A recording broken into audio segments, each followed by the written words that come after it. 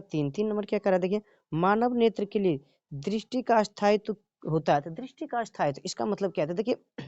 अगर हम कल्पना कर लें कि ये कोई मानव नेत्र हमारा है, कल्पना मात्र मान लिया जाए कर रहे हैं हम,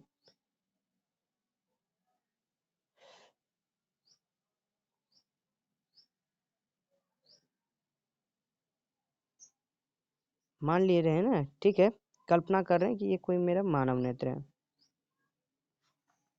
तो यहाँ ये लेंस लगा हुआ रहता है और ये मेरा मान लेते हैं रेटिना। तो यहाँ से जो किरण आई, जो वस्तु का किरण आया वो यहाँ जाता है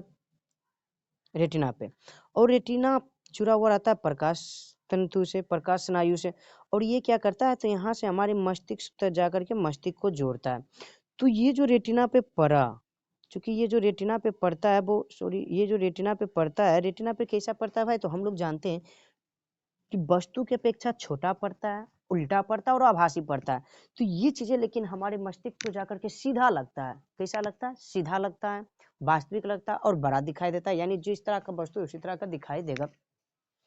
तो ये जो क्रिया होने में जो समय लगता है ना, वो हमारा जितना सेकेंड होता है, यानी 1 सेकेंड का 16वां भाग लग जाता है, यानी 1/16 सेकेंड तक लग जाता है, 1/16 सेकेंड तक। तो मेरा आंसर बी हो जाएगा, बी फॉर बॉम्बे। लेकिन ये जान लीजिए कि दृष्टि का स्थायित्व ये पूछा है, लेकिन अगर कोई ध्वनि निकलती है, मैं बातें किसका कर रहा हूँ, तो ध्वनि की,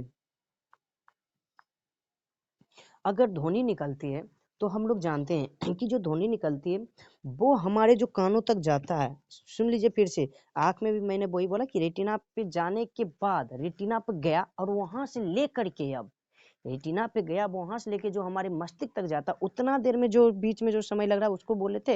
ये दृष्टि स्थायित्व। तो दृष्टि कान में हम क्या बोल रहे, ध्वनि में जो कान में गया, अब यहाँ जो मस्तिष्क को सुनाई देगा, जो समझ में आएगा, उसमें हमारा लग जाता है 1/10 सेकेंड, यानी कि सेकेंड का 10वां भाग, यानी क्या कह सकते हैं हम इसको, सेकेंड का 10वां भाग लग जाता है हमारा, सेकेंड का 10वां भाग। उम्मीद करते हैं ये भी समझ में आ गया। बट इसका अगर आंसर पूछा जाए तो इसका आंसर कितना होगा, B for Bombay, B for Bombay. चलिए हम लोग अगले क्वेश्चन